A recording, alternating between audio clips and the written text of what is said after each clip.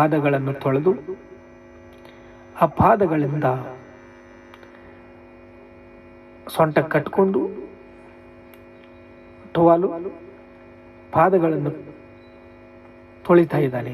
ಪೇತುರಂತಾನೆ, ನನ್ನ ಪಾದಗಳನ್ನು ನೀನು ಮುಟ್ಬೇಡ, ಅಂದ್ರೆ ನನ್ನ ಹತ್ರ ನಿನಗೆ ಪಾಲಿಲ್ಲ ಅಂತಂದು ಹೇಳಿದ್ದಾನೆ.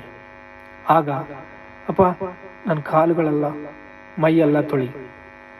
ಸ್ನಾನ ಮಾಡಿ ಬಂದವನು, ಮೈ ತೊಕ್ಕೊಂಡವನು ಪಾದಗಳು ಮಾತ್ರ ತೊಳಿಬೇಕು. ಎಷ್ಟು ತಗ್ಗಿಸ್ಕೊಂಡಿದ್ದಾನೆ ಯೇಸು ಕ್ರಿಸ್ತನು. ಅದಕ್ಕೆ ಹೇಳ್ತಾ ಇದ್ದಾನೆ, ನಾನು ಸಾತ್ವಿಕನು, ದೀನು ಮನಸ್ಸು ಉಳ್ಳವನು, ನನ್ನ ನೆಗವನ್ನು ಹೊತ್ಕೊಳ್ರಿ. ನೋಡ್ರಿ, ಹಗಲು ಇರುತ್ತಲ್ಲ 4, 5, 6 ಗಂಟೆಗೆ ಹೊತ್ತು ಹೋಗುತ್ತೆ. ಬೆಳಿಗ್ಗೆನೆ ನಗವನ್ನು ಒತ್ತರೆ ದೇವರ ಕಾರ್ಯ ಎಷ್ಟು ಮುಂದಕ್ಕೆ ಹೋಗುತ್ತೆ. ನೆಗೆ ಹೊತ್ಕೊಂಡು ಮುಂದಕ್ಕೆ ಸಾಗಿದರೆ ಎಷ್ಟು ಸೇವೆ ಮುಂದಕ್ಕೆ ಹೋಗುತ್ತೆ. ಹೂವು ಬಾಡಿ ಹೋಗುತ್ತೆ.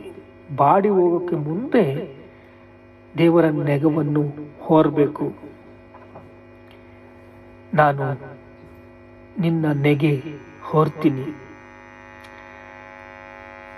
ಅದಕ್ಕೆ ನನ್ನ ನೆಗೆಯು ಭಾರ ಇಲ್ಲ. ದೇವರು ಮೃದುವಾದದ್ದು, ಹೊರೆಯು ಹಾರಾಳವಾಗಿರುತ್ತೆ, ನೆಮ್ಮದಿಯಾಗಿರುತ್ತೆ ಅಂತ ಹೇಳ್ತಾ ಇದ್ದಾನೆ. ನನ್ನಲ್ಲಿ ಕುಳಿತುಕೊಳ್ರಿ, ವಿಶ್ರಾಂತಿ ತಕ್ಕೊಳ್ರಿ, ನಿಮ್ಮ ಆತ್ಮಗಳಿಗೆ ವಿಶ್ರಾಂತಿ. ನನ್ನ ನೆಗವು ಮೃದುವಾದದ್ದು. ನೋಡ್ರಿ, ಒತ್ತು ಇರುವಾಗ ದೇವರ ಸೇವೆ ಮಾಡಬೇಕು. ನೆಗೆ, ಈ ನೆಗೆ ಒತ್ತು ಇರುವಾಗೆ ದೇವರಿಗೆ ಸೇವೆ ಮಾಡಬೇಕು. ನೆಗೆ ಒತ್ಕೋಬೇಕು, ದೇವರ ಕೆಲಸ ಕಾರ್ಯಗಳು ಮಾಡಬೇಕು, ರಾಜ್ಯ ಸುವಾರ್ಥ ಭಾರವನ್ನು ಹೊರಬೇಕು. ಈಗ ಒತ್ತು ಇರುವಾಗಲೇ ಹೂವು ಬಾಡಿ ಹೋದಾಗ ಏನು ಮಾಡೋಕ್ಕಾಗಲ್ಲ.